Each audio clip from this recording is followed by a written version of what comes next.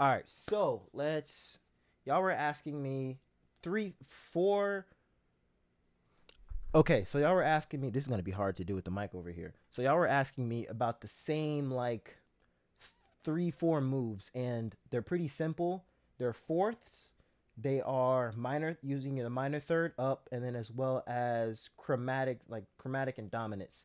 So and diminish as well. So I'll say four things because in these services and videos I do here, or if it's at a service, you guys ask me for like the same couple moves. So in the transcribe video, this is what I was doing. Let's play the pad real quick. Yo, real quick, if you're hearing the pad, there's a vinyl. I put vinyl on this pad that I made that I'm gonna release a little bit later. But all right, let's go. So I'm playing a drop two, but reversed, because this is how people play drop twos. That sounds naked and like, ugh, you know, I need to beef it up. So in that transcribe video or transposing video, all I did was play drop twos and I went up chromatically. And one thing you have to learn with these chromatic moves, so they're all Ray Charles-y, bluesy type of things.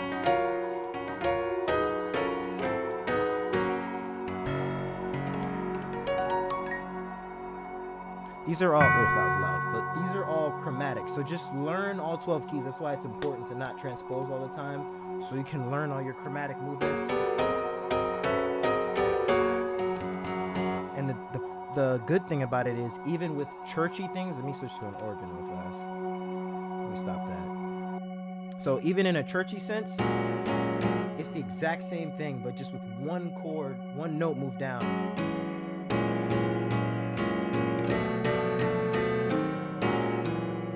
Right? Or you can play your triads on there.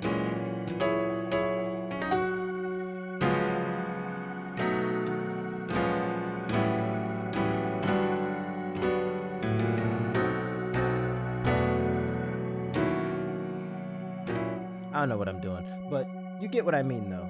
All right, let me stop the organ real quick. So those are just chromatics, diminishes. So this is what I just played just now.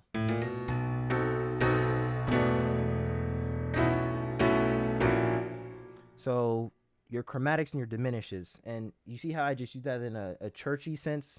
Same thing for worship, right? So let's say we're ending on the 4. So 6... right? 6, 5, 3, 4. Let's do it again. Going on the 4, what you can do is, especially if you have a bass player, so 6, 5, right there on the 3. Let's do a diminished instead. Do a diminished. Same thing going to the 6, diminished. Like I do this all the time and I get questions on it. They're literally just diminishes. So let's do. So let's go to the 6. 1, 7, 6. Just do the diminished, and just make it as wide as you can. That's why it's good to know them in all your different inversions. Right? All right, that was diminished. Let's move on. What else? Fourths. You guys asked for fourths. So for fourths, I play the fourths shifted up, so a whole step up. So let's say we're finishing on 4-3. That's how I make my bass player finish with me. So we finish 4-3.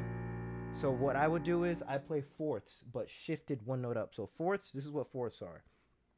It is right here. Look up fourths. So here's how I'll do it. I'll play fourths of the 5. So this is the 4th of the 5 of the key that we're in. This is the 4th of the 5. And this is the 4ths of the 4, right? So 5, 4. But this would go over 3, 4. But what I do is I play triads instead. So it doesn't sound as, it's still a little bit dirty and it gives you a resolution, versus how some people play it is, they play the 4ths of the 1.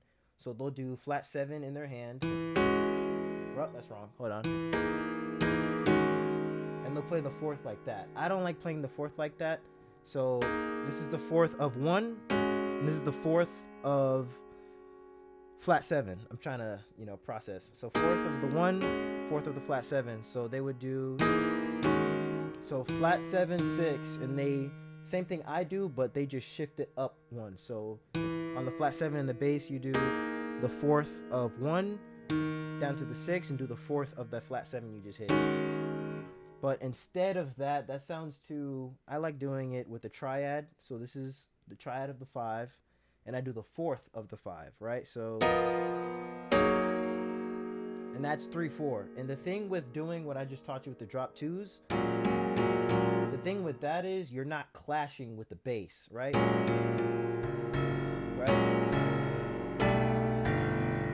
You're not clashing with the bass, so you can play the fourths and the 2s inverted. That's why it's important for you to know them in all different inversions. So like what we did here with the triad. So this is a dominant in this hand, and please stop cheating yourself and learn how to play chords in your left hand. I struggled with this for the longest, and it really helped out my playing by just being honest and struggling and learning how to do it properly. So here's, to go to the 4, here's a dominant in this hand,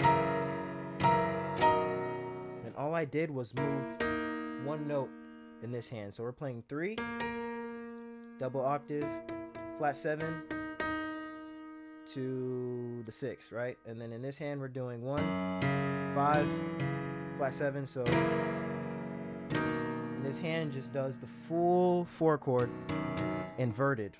So let's do it again. Or you can do it original root, however you want to do it. It's up to you. So that's, what did we do? We just did diminished. We did fourths, right? So I showed you fourths. Or you can do it this way. Actually, hold on. You can also do, I don't like that. Yeah, so just play around with this. So this is 3/4.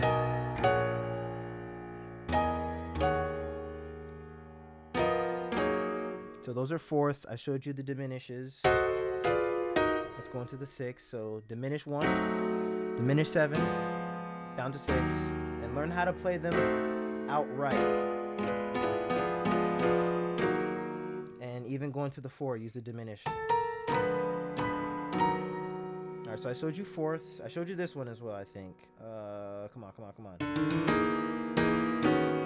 Alright, I showed you drop 2s, but reverse drop 2s, so inverted.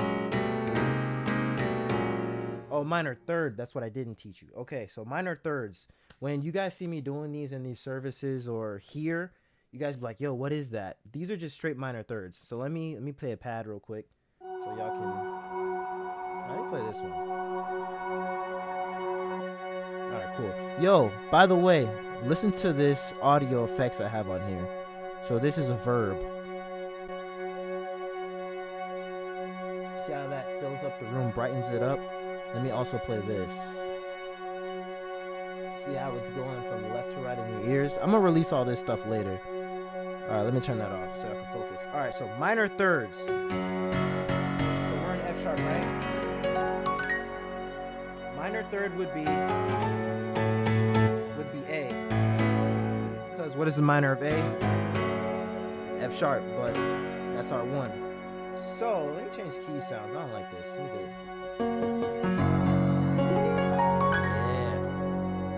So, minor third.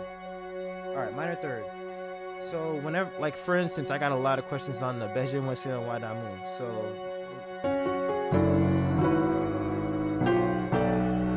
I'm just playing within the minor third. So I act like, put this down. I act as if my 1, so we're in F sharp, right?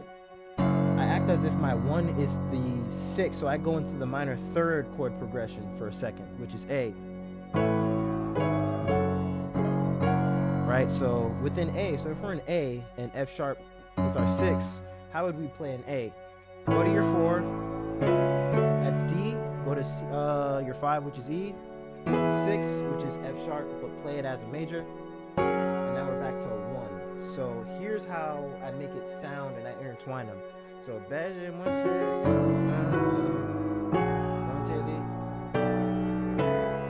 right? Sicily. Right? You see how I'm using the minor third to get back to 1? Because what would you do when you're doing a grand ending? You would do flat 6, flat 7 to the 1, right? But those are also a part of your minor third. So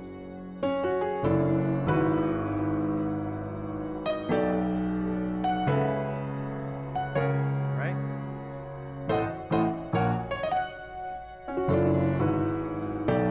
So I literally just went 4, 5, 6. That's 1. And then obviously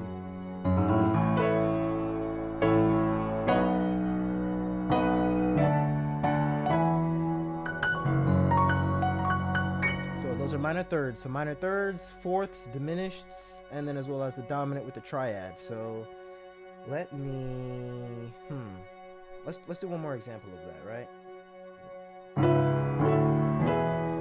F sharp. So I just went from the key of A, which is the minor third of F sharp, back to 1. So please learn this in all 12 keys. That's why it's good to know all 12, because it teaches you what's related to what, so you know what's what, and you're able to make the chords fatter, pause, by borrowing from other chords. Right?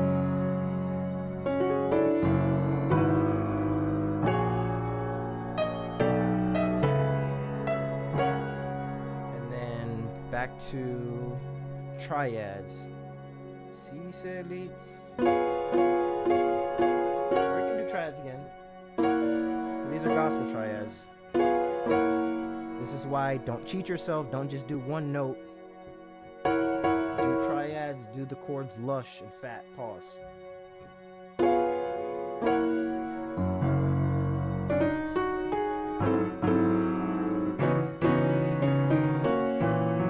Alright, so you guys get the point. That's pretty much how you do what I was doing in most of those videos you guys asked for. So it's fourths. I think 13th is technically what this is. I think these are technically 13s. Alright, these are 13s, I think. I showed you those, which is your dominants. I showed you your triads with using fourths. So these are fourths. Those are fourths. I also showed you your dominants, your diminishes.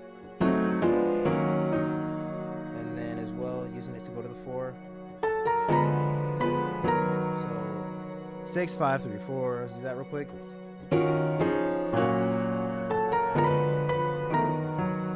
And make sure you play the inversions, full chords in your hand, so you're able to do more. You make it lush, fat, pause, and more grandiose instead of just one note.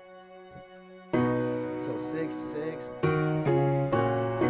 Dead that sounds, and then as well as inverted drop 2s. Well, I call them inverted drop 2s. So instead of playing the drop 2 like this, let me switch paths real quick. Instead of playing the drop 2 like this, it's terrible. Play the drop 2 inverted. So sus chord in your right hand, and then the drop 2 in your left hand instead. See how that sounds?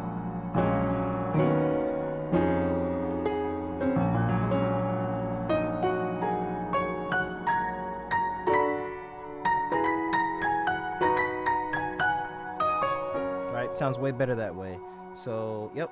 And you're not clashing with the bass. This is the good thing about playing inverted drop 2s, as I call them. So, right?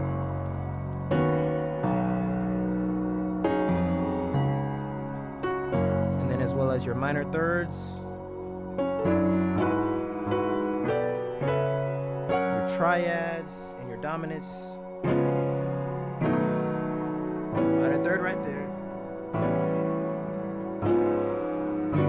Here's the diminish. Triads. Triads again. So those are literally it. When you want to finish the song. My bad. I'm using perfect fourths. To go to the 4. Let me add the shimmer verb on here. Hold on.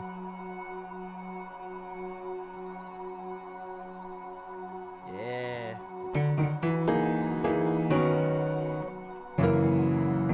And then your chromatics. Same thing with your 4, your 5, everything.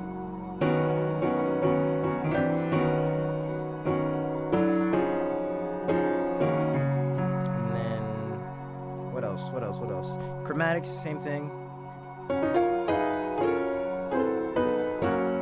All these moves, everything I'm doing is chromatic. That's because I know all 12 keys. So I'm able to go up, go down, and these are all inverted drop 2s, sus chords, dominants, 13ths I think they're called, and then 4ths. So that's pretty much it. I didn't want this video to be too long, but I kind of had to do it that way. But, you know, that's pretty much it. And the reason why I'm not going to show you verbatim how to do it within the context of how I use them is because I want you to learn it the way that it's supposed to be played in the context of jazz, Latin grooves, Caribbean grooves, R&B, blues.